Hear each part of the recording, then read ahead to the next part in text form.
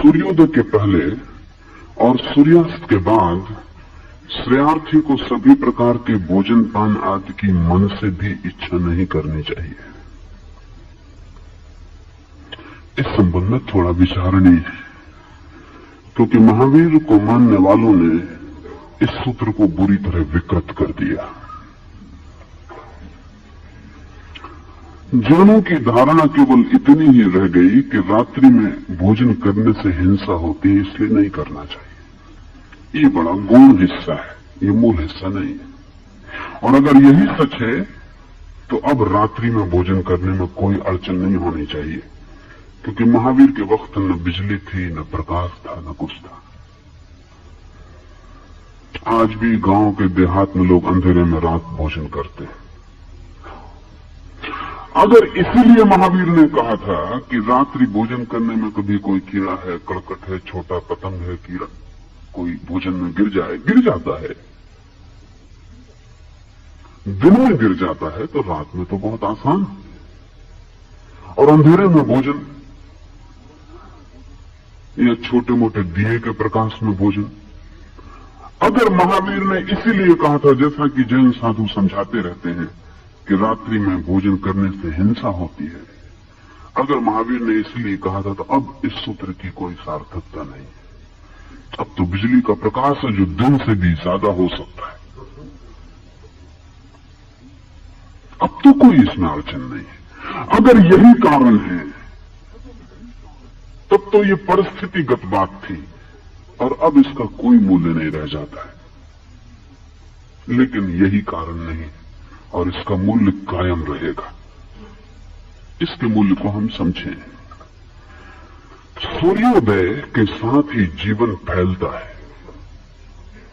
सुबह होती है, सोए हुए पक्षी जग जाते हैं, सोए हुए पौधे जग जाते हैं, फूल खिलने लगते हैं, पक्षी गीत गाने लगते हैं, आकाश में उड़ान शुरू हो जाती है, सारा जीवन फैलने लगता है। सूर्योदय का अर्थ है सिर्फ सूरज का निकलना नहीं, जीवन का जागना, जीवन का फैलना। सूर्यास्त का अर्थ है जीवन का सुकड़ना, विश्राम में लीन हो जाना। दिन जागरण, रात्रि निद्रा है। दिन फैलाव है, रात्रि विश्राम है। दिन श्रम है, रात्रि श्रम से वापस लौट आना है। सूर्योदय की इस घटना को समझ लें तो ख्याल में आएगा कि रात्रि भोजन के लिए महावीर का निषेध क्यों है। क्योंकि भोजन है जीवन का फैलाव। तो सूर्योदय के साथ तो भोजन की सार्थकता है, शक्ति की जरूरत है, लेकिन सूर्यास्त के बाद भोजन की जरा भी आवश्यकता नहीं है। सूर्यास्त के बाद किया गया भोजन बाधा बनेगा सिकड़ाओं में, विश्राम में, क्योंकि भोजन भी एक श्रम है। आप भोजन ले लेते हैं तो आप सोचते हैं काम समाप्त हो गया, गले के नीचे भोजन गया तो आप समझे कि काम समाप्त हो गया। गले तक तो काम शुरू ही नहीं होता, गले के नीचे ही काम शुरू होता है। शरीर श्रम में लीन होता है। भोजन देने का अर्थ है शरीर को भीतरी श्रम में लगा देना।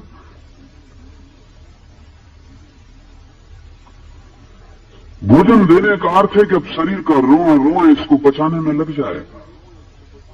तो अगर आपकी निद्रा क्षीण हो गई है, अगर रात विश्राम नहीं मिलता, नींद नहीं मालूम पड़ती, स्वप्न ही स्वप्न मालूम पड़ते हैं, करवट ही करवट बदलनी पड़ती है, उसमें से 80% कारण तो शरीर को दिया गया काम है जो रात में नहीं दिया जाना चाहिए।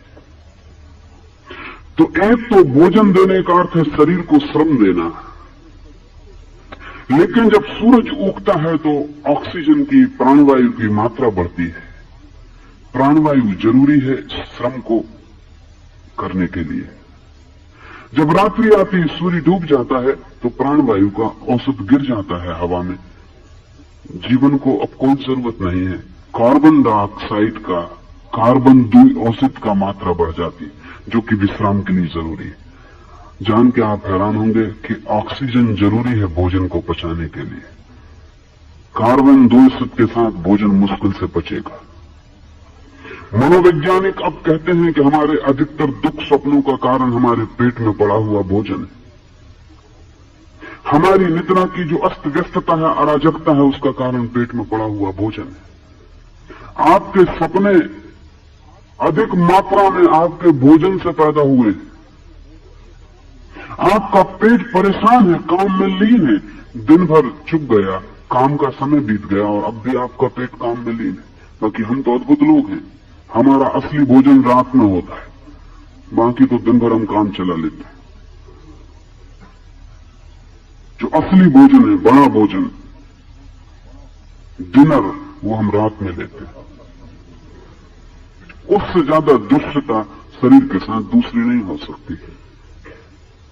इसलिए अगर महावीर ने रात्रि भोजन को हिंसा कहा है तो मैं कहता हूं कीड़े मकोड़ों के मरने के कारण नहीं, अपने साथ हिंसा करने के कारण। वो आत्महिंसा है। आप अपने शरीर के साथ दुर्व्यवहार कर रहे हैं।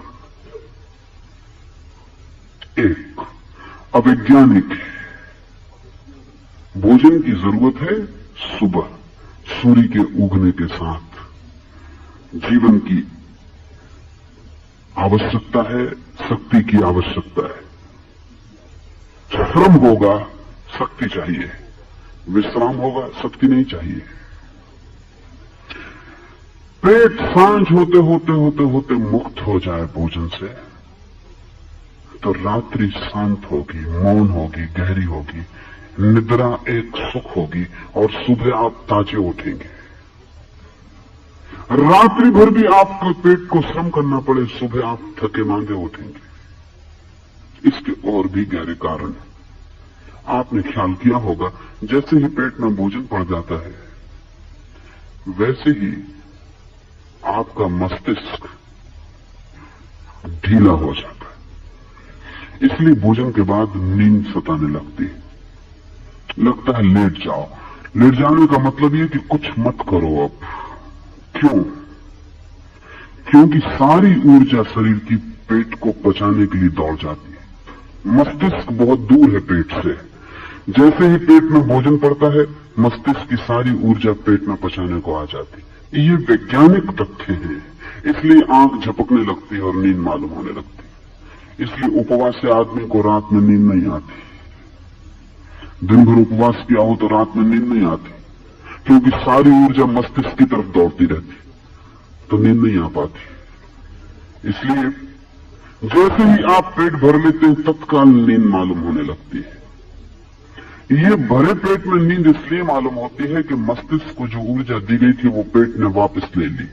पेट जड़ है, पेट पहली जरूरत, मस्तिष्क विलास है, लग्जरी है। जब पेट के पास ज्यादा ऊर्जा होती तब वो मस्तिष्क को दे देता है, नहीं तो पेट में ही मस्तिष्क की ऊर्जा घूमती रहती है। महावीर ने कहा है, दिन है श्रम, रात्रि है विश्राम, ध्यान भी है विश्राम। इसलिए पूरी रात्रि ध्यान बन सकती है अगर थोड़ा सा शरीर के साथ समझ का उपयोग किया जाए। अगर रात्रि पेट में भोजन पड़ा है तो रात्रि ध्यान नहीं बन सकती, निद्रा ही रह जाएगी। निद्रा भी उखड़ी उखड़ी, गहरी नहीं। आदमी 60 साल जिए तो 20 साल सोता है। 20 साल बड़ा लंबा वक्त है। और हम सारे लोग कहते सुने पा जाते हैं कब करें ध्यान, समय नहीं है। महावीर कहते हैं ये 20 साल ध्यान में बदले जा सकते हैं। ये जो रात्रि की निद्रा है, जब आप कुछ भी नहीं कर सकते तब ध्यान किया जा सकता है। ध्यान श्रम नहीं है, ध्यान विश्राम है। इसलिए ध्यान का नींद से बड़ा गहरा संबंध है और नींद ध्यान में रूपांतरित हो जाती है। लेकिन नींद ध्यान में तभी रूपांतरित हो सकती है जब पेट ऊर्जा न मांग रहा हो, जब पेट मांग न कर रहा हो कि शक्ति मुझे चाहिए पचाने के लिए, जब पेट शांत हो, पेट की कोई मांग ना हो, ऊर्जा मस्तिष्क में हो। इस ऊर्जा को ध्यान में बदला जा सकता है। अगर इसको ध्यान में न बदला जाए तो नींद को तोड़ने वाली हो जाएगी, जो कि आम उपवास करने वाले की होती है। अगर ये ध्यान न बदल जाए ये ऊर्जा, तो नींद को बाधा नहीं देगी। नींद अपने तल पर चलती रहेगी और एक नया आयाम, एक नया डायमेंशन ऊर्जा का शुरू हो जाएगा ध्यान। कृष्ण ने कहा है कि योगी रात सोकर भी सोता नहीं। महावीर ने भी कहा है, शरीर ही सोता है, चेतना नहीं सोती। ये एक भीतरी कीमिया है। अब इस कीमिया के 3 हिस्से हुए। अगर ऊर्जा पेट में जाए तो मस्तिष्क में जाती नहीं, पहली बात। अगर ऊर्जा मस्तिष्क में जाए और ध्यान न बनाई जाए तो नींद असंभव हो जाएगी। इसलिए तीसरी बात, ऊर्जा पेट में न जाए, मस्तिष्क में जाए और मस्तिष्क में ध्यान की यात्रा पर निकल जाए तो मस्तिष्क सो सकेगा और ऊर्जा ध्यान बन जाएगी। इसलिए योगी रात में सोता नहीं। इसका ये मतलब नहीं कि योगी का शरीर नहीं सोता, शरीर भलीभांति सोता है, आपसे ज्यादा अच्छी तरह सोता है। शायद योगी ही इस अर्थ में ठीक से सोता है, लेकिन फिर भी सोता नहीं, भीतर कोई जागता रहता है। वो जो ऊर्जा पेट के काम नहीं आ रही है, वो जो ऊर्जा मस्तिष्क के काम नहीं आ रही है, वही ऊर्जा बूंद बूंद ध्यान में टपकती रहती और भीतर एक ज्योति जागरण की जगनी शुरू हो जाती। रात्रि से ज्यादा सम्यक अवसर ध्यान के लिए दूसरा नहीं है। इसलिए महावीर ने कहा कि रात्रि भोजन नहीं। जैन साधुओं को सुन के बातें बहुत बचकानी लगती हैं। उनकी बातें सुनकर ऐसा लगता है कि आप जिनका दिमाग खराब है। रात्रि भोजन नहीं और रात्रि भोजन ने इसको ऐसा बना लिया है कि जैसे इसके बिना मोक्ष ना हो सकेगा। तो बात बड़ी तुच्छी मालूम पड़ती है। कहां मोक्ष, कहां रात्रि भोजन से जोड़ रहे हो। ऐसा लगता है कि रात्रि भोजन छोड़ दिया तो मुक्ति हो गई। इतना सस्ता कि रात्रि भोजन छोड़ दिया तो मुक्ति हो गई ना। इसमें बीच के सूत्र खो गए हैं जिनकी वजह से अड़चन है। बीच की सीढ़ियां खो गई हैं। सीढ़ी है, रात्रि सबसे ज्यादा सम्यक अवसर है ध्यान के लिए, अनेक कारणों से। पहला, समस्त अस्तित्व विश्राम में चला जाता। सूर्य के डूबते ही अस्तित्व विश्राम में चला जाता।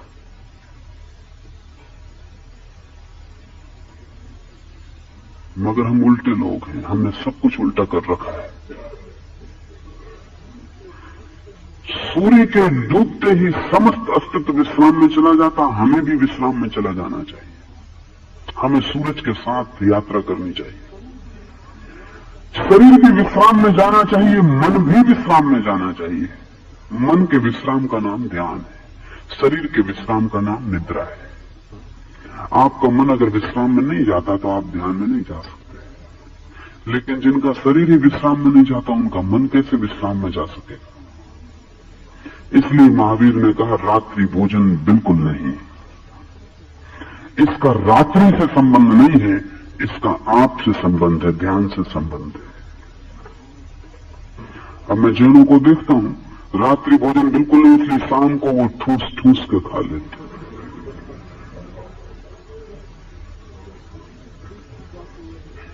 देखते जाते हैं कि सूरज तो नहीं डूब रहा।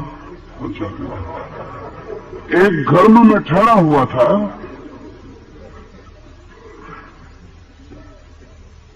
जो मेरे आतिथ्य थे, मेजबान थे, मेरे साथ खाना खाने बैठे। कमरे के भीतर अंधेरा उतरने लगा। उन्होंने जल्दी से अपनी थाली ली और कहा कि मैं बाहर जाके भोजन करता हूं। मैंने पूछा क्या हुआ?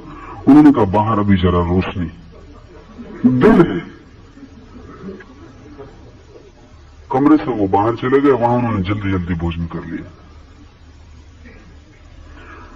बड़े मजे की बात है, कभी कभी हम सूत्रों का पालन करने में सूत्रों का जो मूल है उसकी ही हत्या कर देते हैं। जिस आदमी ने जल्दी जल्दी भोजन किया है उसकी रात बड़ी बेचैन गुजरेगी, क्योंकि जल्दी जल्दी भोजन का मतलब है कि कचरे की तरह पेट में भोजन डाल दिया गया बिना चबाए। पेट को ज्यादा अड़चन होगी इसे पचाने में। इससे तो बेहतर था कि अंधेरे में बैठ के ठीक से चबा लिया होता, क्योंकि पेट के पास दांत नहीं है। दांत का काम मुंह में ही हो सकता है, फिर पेट में नहीं होगा। और फिर पेट को इसे पचाने में अथक कष्ट झेलना पड़ेगा और रात्रि और मुश्किल हो जाएगी। लेकिन समझ हाथ में ना हो, सूत्र हो, तो ऐसे अंधापन पैदा होता है। फिर चूंकि रात भर भोजन नहीं करना है इसलिए खूब कर लेना है, रात पानी नहीं पीना है इसलिए सूरज डूबते डूबते खूब पानी पी लेना। ये हत्या हो गई मूल सूत्र की। लेकिन ये होगी क्योंकि हमारा कुल ख्याल इतना है कि रात्रि भोजन छूट गया तो सब कुछ मिल गया। उसके पीछे के पूरे विज्ञान का कोई बोध नहीं है। रात्रि भोजन जिसे छोड़ना हो उसे पूरी जीवनचर्या बदलनी पड़ेगी। इतना आसान नहीं है रात्रि भोजन छोड़ देना। रात्रि भोजन तो कोई भी छोड़ सकता है, लेकिन पूरी जीवनचर्या बदलनी पड़ेगी। महावीर ने तो साधक के लिए एक बार भोजन को कहा है, क्योंकि एक बार भोजन लिया गया हो तो उसके पचने में 6 और 8 घंटे लगते हैं। इसलिए दोपहर में अगर 11 बजे भोजन ले लिया तो ही रात्रि भोजन से बचा जा सकता है, नहीं तो नहीं बचा जा सकता। इसका मतलब यह हुआ कि 11 बजे जो भोजन लिया वो सांझ सूरज के डूबते डूबते पच जाएगा, पेट में नहीं रह जाएगा, पचाने की कोई क्रिया जारी नहीं रहेगी। अब ये साधक रात में बिना भोजन के सो सकता है। लेकिन अगर सिर्फ इतनी ही मान्यता है तो रात में नींद मुश्किल हो जाएगी, और जब नींद मुश्किल होगी तो भोजन के बाबत ही चिंतन चलेगा। जो उपवास करता है रात भर भोजन करता है। भोजन का मजा लेना हो तो उपवास करना चाहिए। फिर ऐसा रस भोजन में आता जैसा कभी आया ही नहीं। ऐसी ऐसी चीजें याद आती हैं जो कई जमाने हो गए भूल गई, और बड़ा मन ताजा हो जाता है। अभी व्रत चलते हैं तो कई लोगों का मन भोजन के प्रति बड़ा ताजा हो जाए। 8-10 दिन के बाद जब व्रत छूटेंगे तब वो जेल खाने से छूटे हुए कैदियों की बात अपने चौकों में प्रवेश कर जाएंगे। योजनाएं अभी से तैयार हो रही हैं उनके मन में, क्या क्या करना। महावीर आदमी को भोजन से छुड़ाना चाहते हैं। जैनों को जितना भोजन से बंधा मैं देखता हूं किसी और को नहीं देखता। 24 घंटे भोजन। सूत्र की हत्या हो जाती समझ की कमी से। भोजन महत्वपूर्ण नहीं है, न रात्रि महत्वपूर्ण है। शरीर की ऊर्जा का संतुलन, शरीर की ऊर्जा का रूपांतरण, वो अल्केमी कीमिया महत्वपूर्ण है। महावीर निश्चित ही मनुष्य के शरीर में गहरे उतरे। कम लोग इतने गहरे गए। उन्होंने ठीक जड़ पकड़ ली। कहां से जड़ें शुरू होती हैं? शरीर का काम शुरू होता है भोजन से, और शरीर चाहता है भोजन के पास रुके रहो, क्योंकि शरीर का काम भोजन से पूरा हो जाता है, उसकी और कोई जरूरत नहीं। भोजन से जो ऊपर ना उठ सके वो शरीर से भी ऊपर ना उठ सकेगा। शरीर यानी भोजन। आपका शरीर है क्या? भोजन का संग्रह है।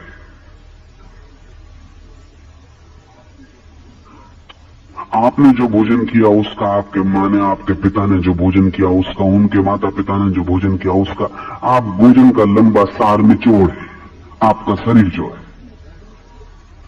इसलिए भोजन के प्रति इतना आकर्षण स्वाभाविक है, क्योंकि वो हमारे शरीर का मूल आधार है, उससे शरीर चल रहा है। अब सवाल यह है कि हमको शरीर को ही अगर चलाते रहना है तो बस भोजन करते रहना है और भोजन निकालते रहना है, ये काम करते रहना। यूनान में लोग अपने भोजन की टेबल पर जैसे आप सीकें रखते हैं दांत साफ करने के लिए, ऐसा पक्षियों के पंख रखते थे। भोजन कर लिया, फिर गले में पंख फैलाया, वॉमिट कर दी, फिर भोजन कर लिया। तो मेहमान को अगर आपने 2-4 दफा उल्टी न करवाई तो आपने ठीक स्वागत न किया।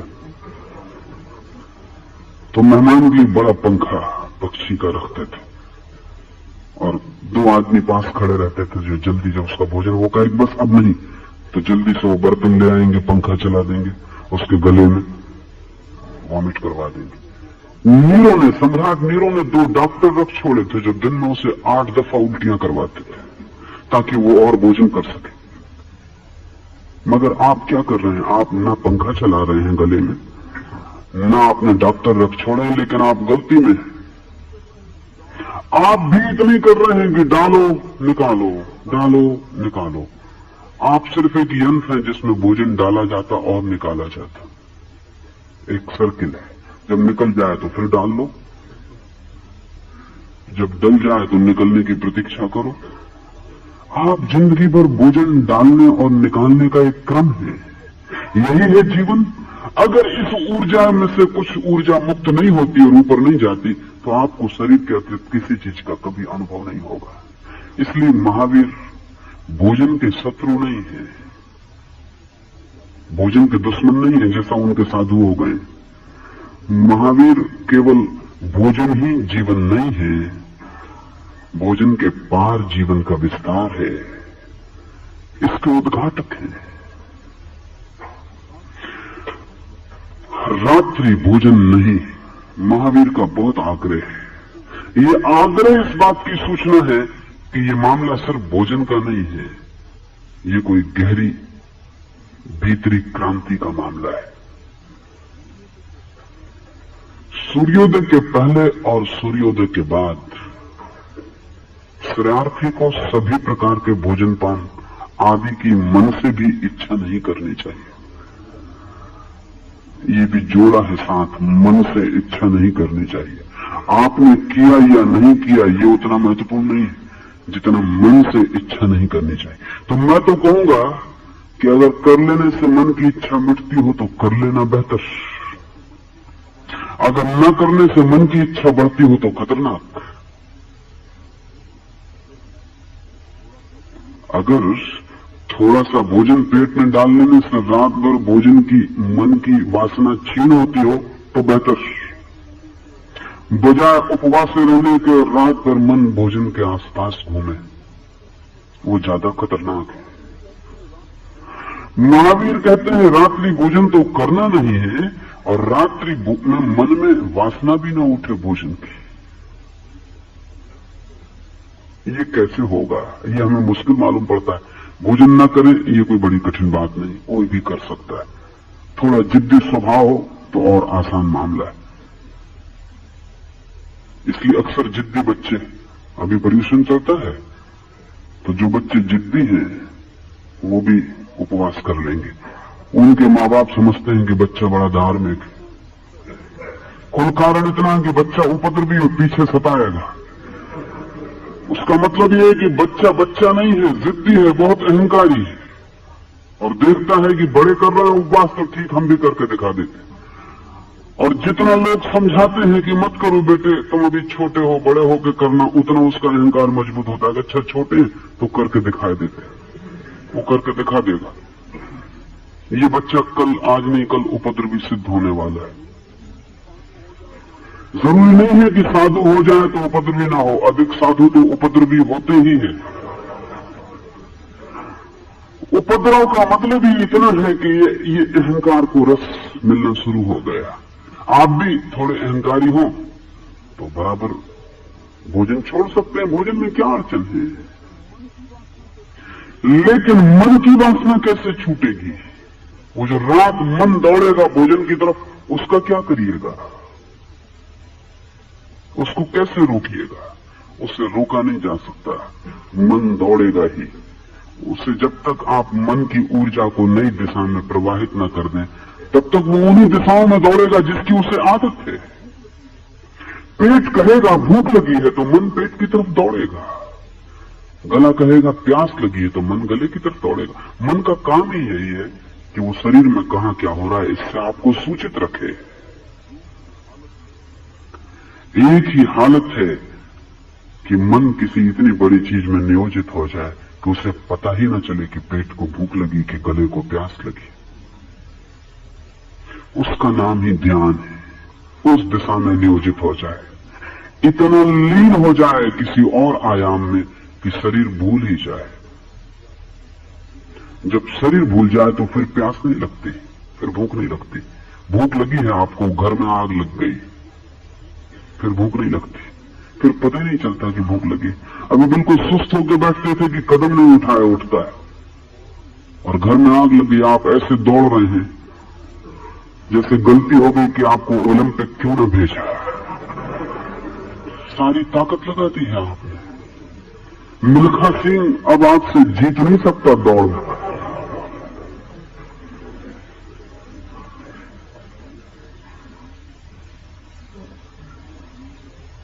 क्यों? ध्यान नियोजित हो गया, एकाग्र हो गया, मकान में आग लग गई, शरीर से हट गया, पूरे शरीर से हट गया।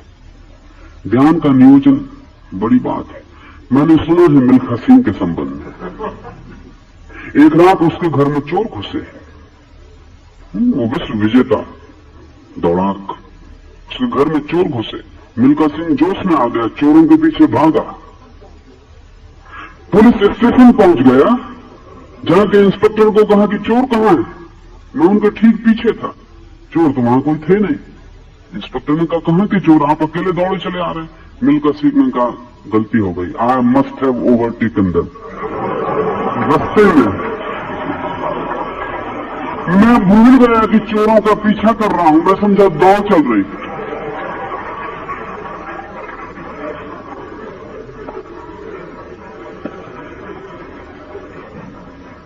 आपका मस्तिष्क जहां नियोजित हो जाए फिर सब भूल जाता है। चित्त एकाग्र हो जाए कहीं भी तो शेष सब विस्मृत हो जाता है, क्योंकि स्मरण के लिए चित्त का संस्पर्श जरूरी है। पैर में दर्द हो रहा है तो चित्त पैर तक जाए तो ही पता चलता है। पेट में भूख लगी है, चित्त पेट तक जाए तो ही पता चलता। पेट को कभी पता नहीं चलता भूख लगने का, पता तो चित्त को चलता है, लेकिन चित्त पेट तक जाए तो ही पता चलता है। अगर चित्त कहीं और चला जाए तो फिर पेट तक नहीं जा सकता। घर में आग लगी तो चित्त वहां चला गया। एक धारा में चित्त बह जाए तो से सारा जगत अनुपस्थित हो जाता है। काशी के नरेश का ऑपरेशन हुआ पेट का, तो उसने कहा कि मैं कोई दवा नहीं लूंगा। कोई जिंदगी भर दवा नहीं ली थी, नहीं लेने का ख्याल था कि शरीर में कुछ भी विजाती रासायनिक द्रव्य नहीं डालने, लेकिन बिना ऑपरेशन होगा कैसे? बेहोश तो करना पड़ेगा।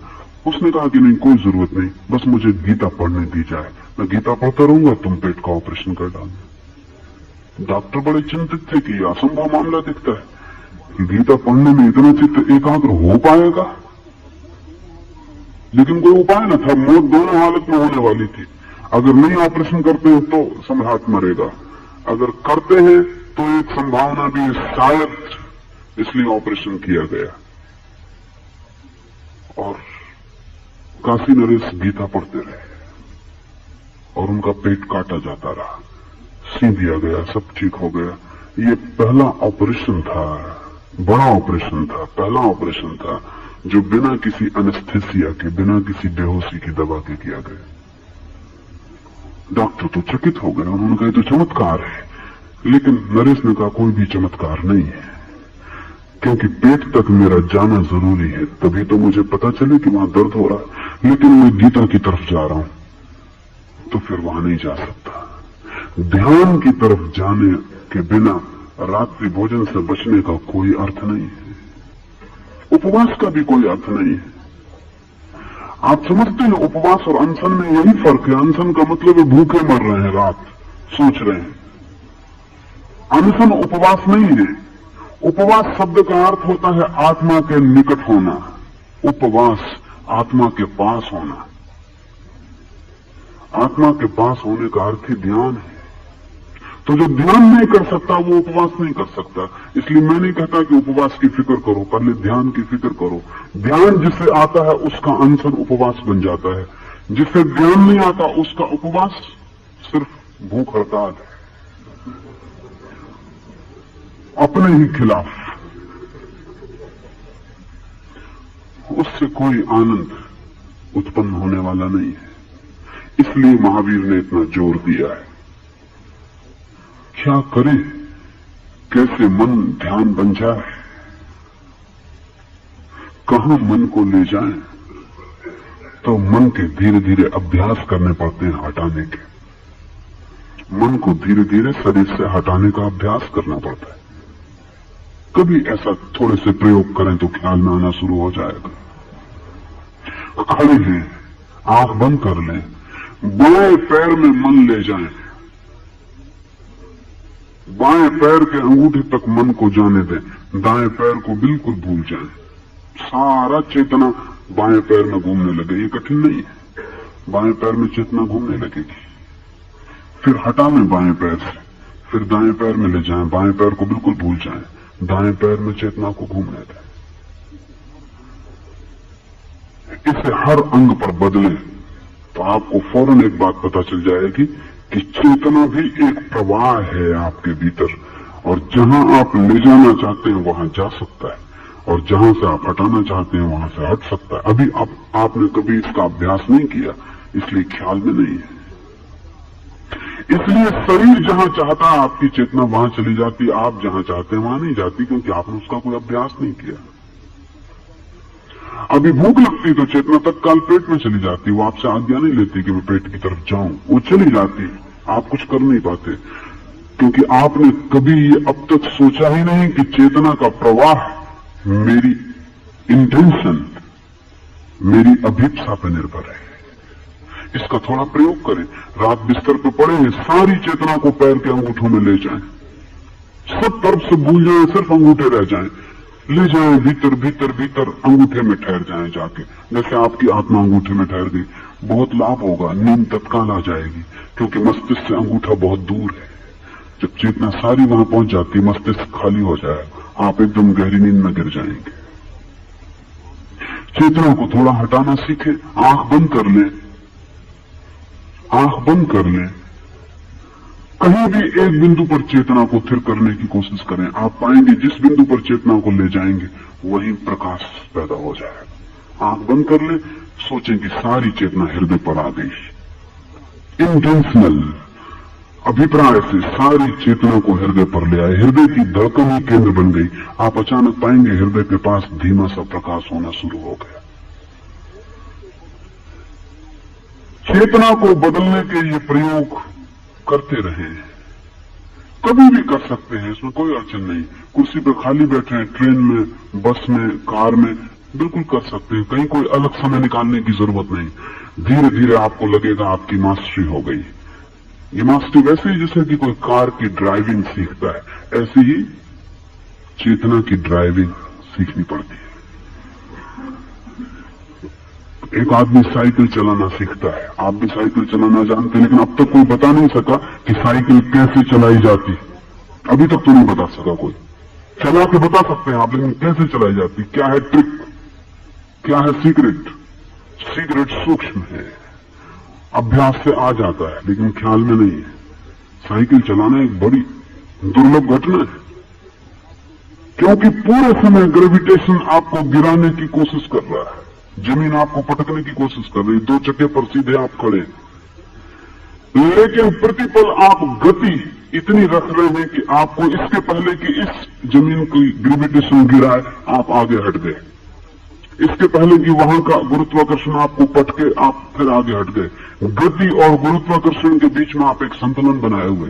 इसके पहले कि बाएं तरफ का गुरुत्वाकर्षण आपको गिराए आप दाएं झुक गए, इसके पहले दाएं गिरे बाएं झुक गए। एक गहन संतुलन साइकिल पर चल रहा है। पहली दफे आप साइकिल क्यों नहीं चला पाते? बिठा दिया, आपको धक्का दे दिया, चला लें, क्योंकि दोबारा भी कुछ ज्यादा नहीं करेंगे, आप अभी भी कर सकते हैं यही, लेकिन अभी भय है बस, और पता नहीं कि क्या होगा। वो भय के कारण आप गिर जाते हैं। दो चार दफा गिर के, दो चार दफा धक्के खा के अकल आ जाती, चलाने लगता। चेतना एक भीतरी नियंत्रण है, एक संतुलन है। अपने शरीर में चेतना को गतिमान करना सीखें। एक 3 महीने निरंतर अभ्यास से आप समर्थ हो जाएंगे जहां चेतना को ले जाना चाहे। अगर फिर आपके बाएं हाथ में दर्द हो रहा है, आप चेतना को दाएं हाथ में ले जाएं, दर्द विलीन हो जाएगा। आपके पैर में कांटा गड़ गया है, आप चेतना को पैर से हटा लें, सोख लें भीतर, कांटा विलीन हो जाएगा। जिस दिन आपको ये समझ आ जाए उसी दिन अनशन उपवास बन सकता है, उसके पहले नहीं। उसके पहले भूखे मरते रहें, उससे कुछ होने वाला नहीं, उससे कुछ होने वाला नहीं। खुद को सताने में कुछ मजा आए तो आए, कोई जुलूस यात्रा वगैरह आपकी निकाल दे, बात अलग। ना समझ मिल जाते हैं यात्रा निकालने वाले भी, उसका कारण है, ये सब म्यूचुअल मामले हैं। कल वो ये ना समझे करेंगे तब आप उनकी यात्रा में सम्मिलित हो जाना।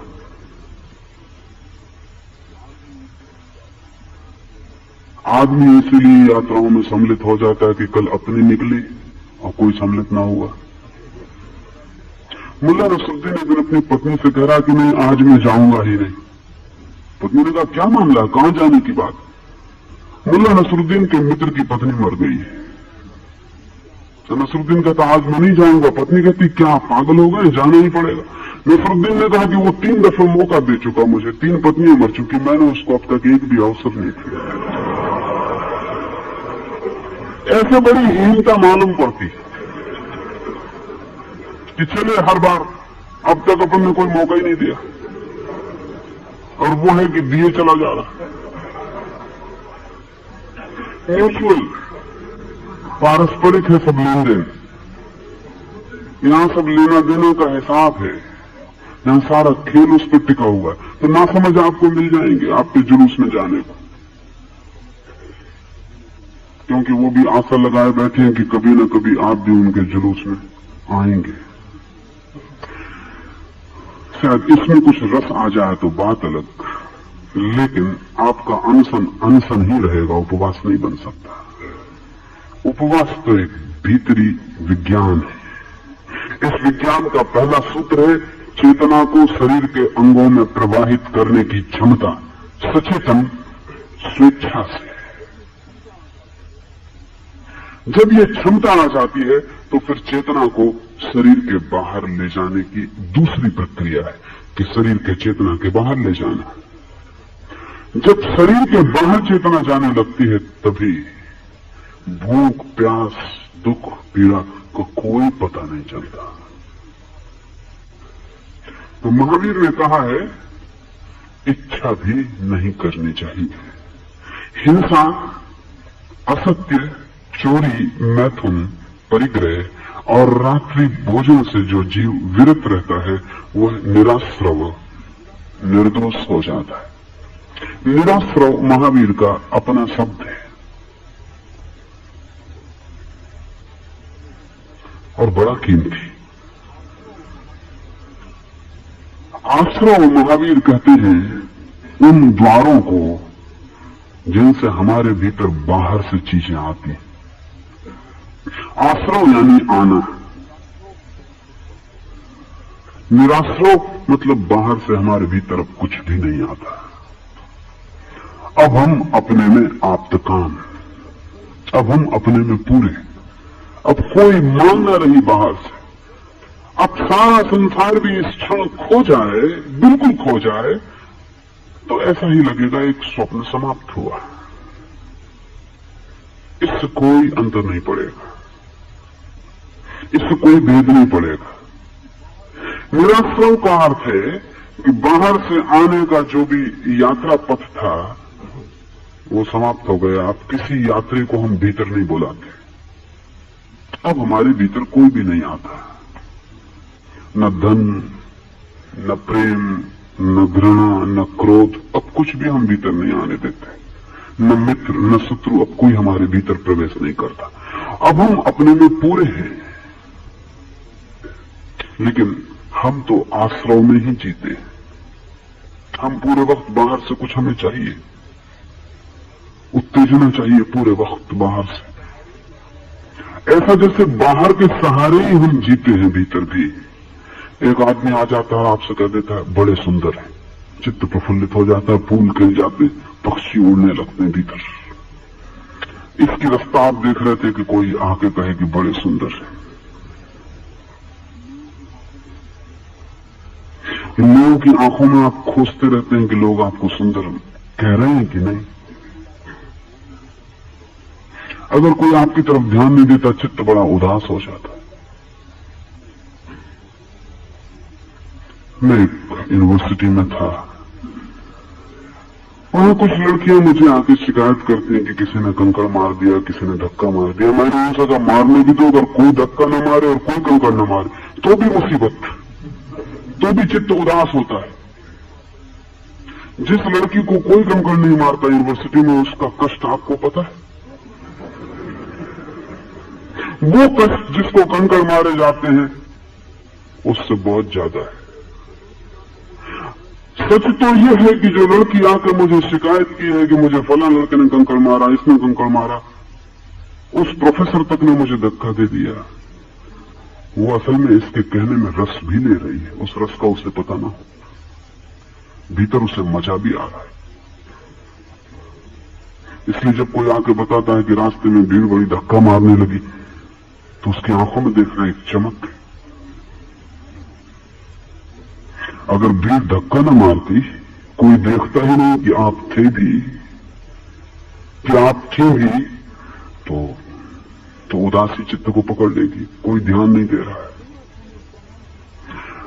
हम पूरे समय बाहर से जी रहे हैं, बाहर कौन क्या कर रहा है,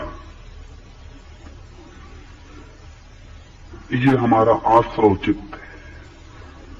इसमें हम सिर्फ बाहर के सहारे ही हमारा अस्तित्व है। सब सहारे खींच लो, हम ऐसे गिर पड़ेंगे जैसे कि खेत में खड़ा हुआ झूठा पुतला गिर जाए, उसकी सब चीजें अलग कर लो। नास्तिक यही कहता है कि तुम्हारे भीतर कुछ है ही नहीं, जो बाहर से आया वही, तुम भीतर कुछ भी नहीं हो, बाहर के जोड़ हो। चार्वाक ने यही कहा है, यही उसका निवेदन है कि तुम बाहर के ही जोड़ हो।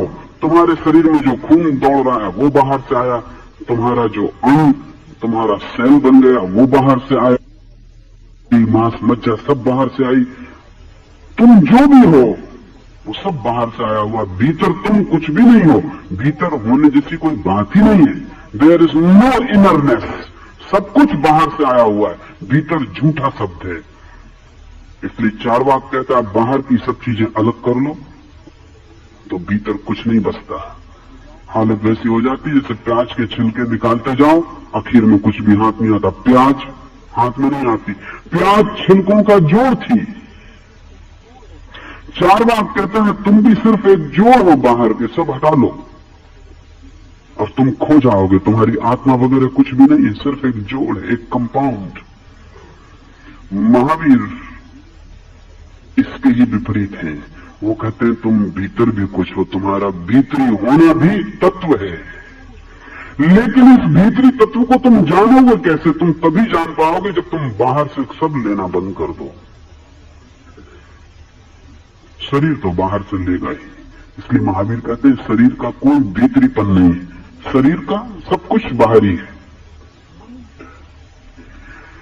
मन भी बाहर से ही लेता है, इसलिए मन का भी कोई भीतरीपन नहीं है। इसलिए महावीर कहते हैं शरीर से ऊपर उठो, चेतना को हटा लो शरीर से पूरा। मन को जो जो बाहर से मिलता है, विचार, क्रोध, लोभ, मोह, जो जो बाहर से प्रभावित करते हैं, मन को आंदोलित करते हैं, मन को भी छोड़ दो, वहां से भी चेतना को हटा लो। तुम हटाए जाओ चेतना को उस समय तक जब तक कि तुम्हें कुछ भी दिखाई पड़े कि ये बाहरी, उससे तोड़ते चले जाओ। इसको महावीर ने भेद विज्ञान कहा है, द साइंस ऑफ डिस्क्रिमिनेशन। तुम अपने को तोड़ते चले जाओ, उससे जो भी पराया मालूम था हुआ मालूम आता, हट जाओ उससे। एक दिन ऐसा आएगा कि बाहर से आया हुआ कुछ भी ना बचेगा, तुम अनाश्रव हो जाओगे, तुम्हारे भीतर कुछ भी बाहर से हुआ ना हो। उसी दिन अगर तुम बचते हो तो समझना कि आत्मा है, अगर उस दिन नहीं बचते तो समझना कि कोई आत्मा नहीं है। आदमी के भीतर अगर आत्मा है तो उसे जानने का एक ही उपाय है कि हम बाहर से जो भी मिला है उसका त्याग कर दें, चेतना से त्याग कर दें, चेतना को हटा लें, दूर कर लें। जिस दिन मैं भीतर ही भीतर रह जाऊं और मैं कह सकूं ये मेरे मां से नहीं आया, मेरे पिता से नहीं आया, समाज से नहीं आया, शिक्षा से नहीं आया, ये किसी ने मुझे नहीं दिया, ये मेरा भीतरीपन है, ये मेरा अंतस है, मार्ग है हटा देने का जो बाहर से आया। हम जो हैं बाहर के और भीतर के। चार्वाक या नास्तिक कहते हैं कि हम सिर्फ बाहर के जोड़ हैं, महावीर कहते हैं हम बाहर और भीतर दोनों के जोड़ हैं। जो बाहर से आया हुआ है उसके संग्रह का नाम शरीर है, और जो बाहर से नहीं आया हुआ है उसका नाम आत्मा है। लेकिन इस आत्मा को खोजना पड़े, क्योंकि हम बाहर में ही जी रहे हैं, हमें कोई पता नहीं। हम कहते हैं सुनते हैं, पढ़ते हैं आत्मा है, और ये शब्द कोरा आकाश में खो जाता है धुएं की तरह। इसका कोई बहुत अर्थ नहीं है। इसका अर्थ तो केवल उसी को हो सकता है जिसने अपने भीतर बाहर का सब छोड़ दिया, चेतना से हटा ली चेतना को सब तरफ से, कि बाहर से आया हुआ नहीं है। बुद्ध घर लौटे 12 वर्ष के बाद, तो पिता ने कहा कि माफ कर दे सकता हूं तुम्हें, अभी भी लौट आओ। बुद्ध ने कहा कि आप थोड़ा गौर से मुझे देखें, मैं वही नहीं हूं जो आपके घर से गया था। जो आपके घर से गया था वो केवल काया थी, बाहर का था। अब मैं उसे जानकर लौटा हूं जो भीतर का है, जो काया नहीं है। अब मैं और ही हूं। लेकिन पिता क्रोध में थे, जैसा कि अक्सर पिता होते। पिता और पुत्र पर क्रोध में ना हो, ये जरा असंभावना है। असंभावना इसलिए है कि पिता की आकांक्षा, अपनी ही आकांक्षा पूरी कोई नहीं कर पाता, दूसरे की को कोई कैसे करेगा। और पिता की सब आकांक्षाएं पुत्र पर टिकी रहती है, वो कोई पूरी नहीं होती। सभी पिता क्रोध में होते हैं। पिता होने का मतलब क्रोध में होना है, बचना मुश्किल है। और जो भी पुत्र हुआ उसे कुपुत्र होने की तैयारी रखनी ही चाहिए। कोई उपाय नहीं। बुद्ध जैसा पुत्र भी पिता को लगता है कुपुत्र। बुद्ध के पिता ने कहा कि हमारे घर में कभी कोई भिक्षा पात्र लेकर नहीं घूमा। छोड़ो ये भिक्षा पात्र, तुम सम्राट के बेटे हो, ये सारा राज्य तुम्हारा, मत करो नष्ट मेरे वंश को। ये क्या लगा रखा है, हटाओ ये सब। बुद्ध ने कहा आप मुझे पहचान नहीं पा रहे, आप जरा क्रोध को कम करें, आंख को धुएं से मुक्त करें, देखें तो कौन सामने खड़ा है। स्वभावतः पिता और नाराज हो गए होंगे। पिता ने कहा कि मैं तुम्हें नहीं पहचानता, मेरा हड्डी मांस मज्जा तू है, मेरा खून तेरी नसों में बह रहा हूं, मैं तुझे नहीं पहचानता। बुद्ध ने कहा जो हड्डी मांस मज्जा है, अगर मैं वही हूं तो आप मुझे भली भांति पहचानते, लेकिन अब मैं जानकर लौटा हूं कि वो मैं नहीं हूं। और मैं आपसे कहता हूं कि मैं आपके द्वारा पैदा हुआ जरूर, लेकिन आपसे पैदा नहीं हुआ। आप एक रास्ते से ज्यादा नहीं थे जिससे मैं गुजरा। ये जो भी मुझ में दिखाई पड़ता है आपका है, लेकिन मेरे भीतर वो भी है जो आपको दिखाई नहीं पड़ता। मुझे दिखाई पड़ता है, वो आपका नहीं है। इस बिंदु का नाम आत्मा है, लेकिन यह अनाश्रय हुए बिना इसका कोई अनुभव नहीं। इसलिए महावीर कहते हैं जो अनाश्रय हो जाता है वो निर्दोष हो जाता है। सब दोष बाहर से आए हुए हैं। निर्दोषता भीतरी घटना है। सब दोष शरीर के संग के कारण है। ये महावीर निरंतर कहते हैं कि अगर हम एक नील मणि को पानी में डाल दें तो सारा पानी नीला हो जाता है। होता नहीं, दिखाई पड़ने लगता है। नीला हो नहीं जाता। मणि को बाहर खींच लें, पानी का रंग हो जाता है। मणि को भीतर डाल दें, पानी फिर नीला हो जाता है। संग दोष, इसको महावीर कहते हैं कि सिर्फ संग साथ के कारण पानी नीला दिखाई पड़ने लगता है। आत्मा पर कोई वस्तुतः दोष लगते नहीं। आत्मा कभी दोषी होती नहीं। आत्मा का होना निर्दोष है, वो इनोसेंस है ही, निर्दोषिता है। लेकिन शरीर के संग साथ शरीर का रंग उस पर पड़ जाता है। शरीर की वजह से रंग उसको घेर लेते। शरीर की वजह से लगता है मेरी सीमा है। शरीर की वजह से लगता है मैं बीमार हुआ। शरीर की वजह से लगता है भूख लगी। शरीर की वजह से लगता है सिर में दर्द हो रहा। शरीर की वजह से सब कुछ पकड़ लेता है। आत्मा जैसे जैसे शरीर से अपने को अलग जानती है, वैसे वैसे निर्दोषता का अनुभव करने लगती है। सब संग दोष है। न शरीर दोषी है, न आत्मा दोषी है। दोनों के संग साथ में एक दूसरे पर छाया पड़ती है और दोष हो जाता है। आज इतना ही।